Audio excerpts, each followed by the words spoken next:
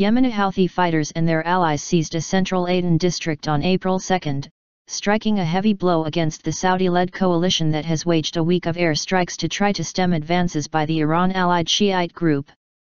Hours after the Houthis took over Aden's central crater neighbourhood, they marked another symbolic victory by fighting their way into a presidential residence overlooking the neighbourhood, residents said.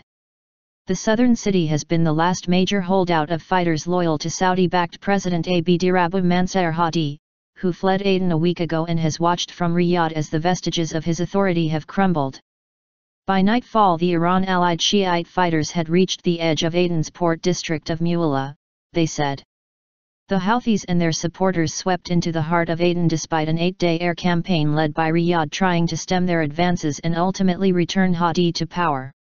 Although the Saudi airstrikes have had little apparent impact on halting the Houthi advance, a senior U.S. military official in Washington played down the possibility that Saudi Arabia would send in ground forces. "I don't think they're going to do that.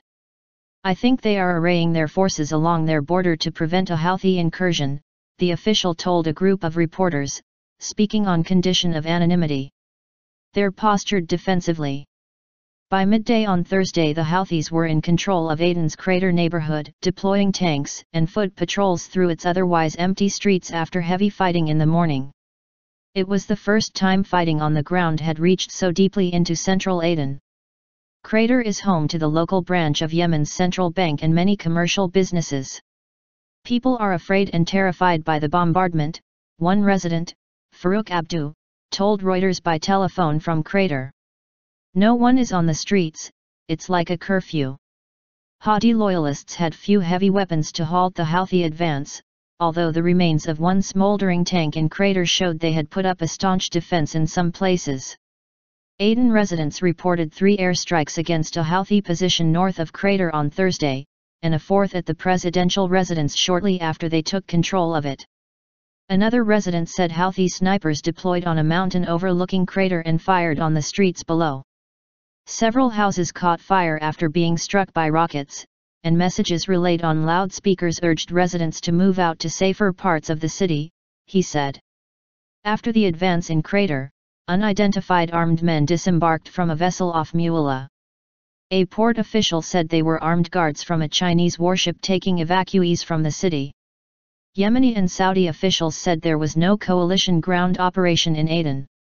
China's Xinhua news agency said a Chinese missile frigate evacuated 225 people, all non-Chinese nationals, from Aden on Thursday to Djibouti. Aden weak point. The Houthis, who took over the capital Sana'a 6 months ago in alliance with supporters of former President Ali Abdullah Saleh, turned on Aden last month.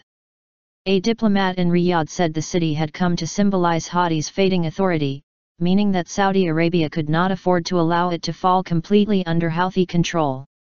But he said Riyadh's air campaign was so far geared more towards a slow war of attrition than an effective defense.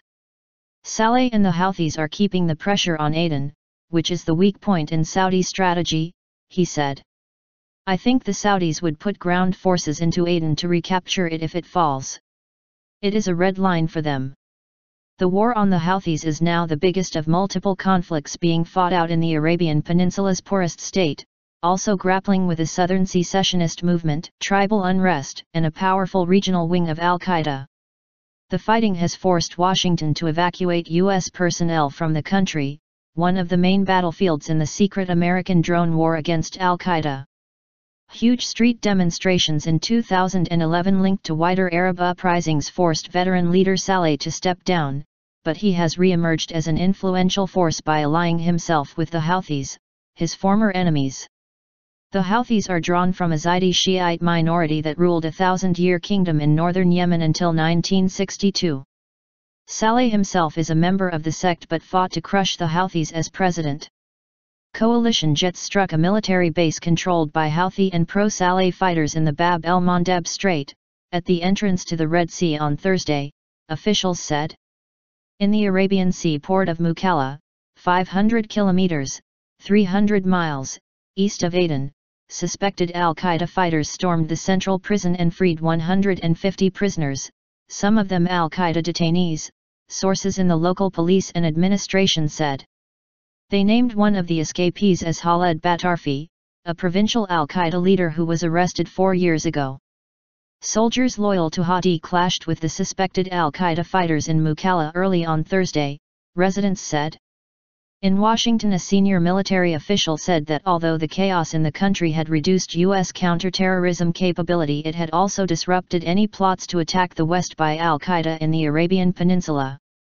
The Houthi advance has caused their external plotting to be sidelined while they figure out how they are going to deal with the internal vestiges of what appears to be an emerging civil war, the official told a small group of reporters.